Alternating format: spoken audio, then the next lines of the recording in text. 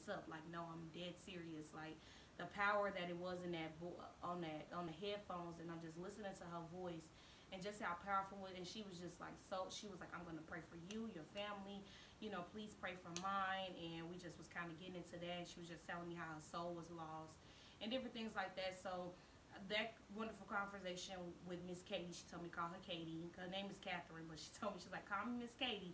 I said, okay, I'll call you that. And it was just amazing. The conversation that me and her had is just, I will never forget that moment. It was actually the two most best conversations when I doing United Healthcare and talking on the phone with people. My two best conversations was talking about God.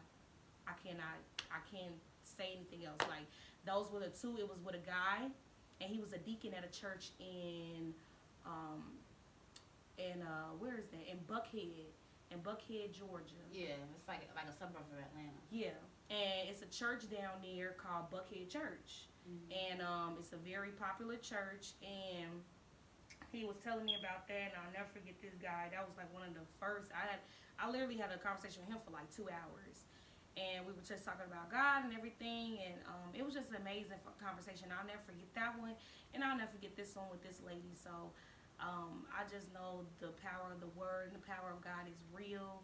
I don't care what nobody say. You can believe whatever you want to believe. It's just God showing you that He's real. You know what I mean? And once He shows you that He's real, there's no way that you can ever turn from that. That's why it never ceases to amaze me that people can come to know the Lord, and then some traumatic experience happens to them. Then for them to say, I don't believe in God anymore, that's foolishness to me. Because as a matter of fact, Proverbs, or is it Psalms 1, it said, like, the fool has said in his heart there is no God. You know? So, like I said, it's one thing if you never knew Christ, but to know Him. And then, because He also said in His Word, don't think it's strange when something happens to you to try your faith. Because He never promised nobody an easy life. You know what I mean? Because He actually promised His children that, there will be days of trouble. There will be days of trial. But it's all to test your faith. And He said, to count it all joy when these things happen to you. Because that way, when you overcome these things, who gonna get the glory? He right, is. exactly. You know what I'm saying? So I definitely believe that, because I know when I go through my things and my troubles and trials and different things like that, I just know something great is coming my way. So I just don't worry about during those times. Of course there are hard times, and I just feel like that's God's way of saying, like, I just want to know if you this strong. Are you able to handle this situation? Of course. How are you gonna spin out of control? Are you gonna leave me?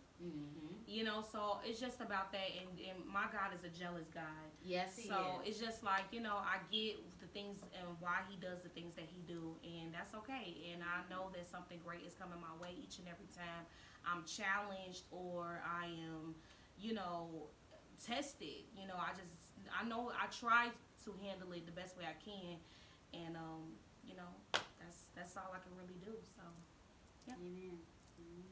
So did you look up Ephesians? I did. 3:17 you said, right? Yes. Okay, so 3:17 Ephesians says that Christ may dwell in your hearts by faith, that ye being rooted and grounded in love.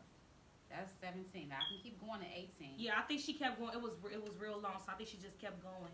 Okay, may be able to comprehend with all saints what is the breadth and length and depth. I'm guessing that breadth maybe like an old English term.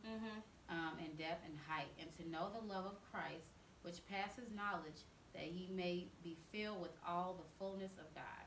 Now unto Him that is able to do exceedingly abundantly above all that we can ask or think, according to the power that works in us.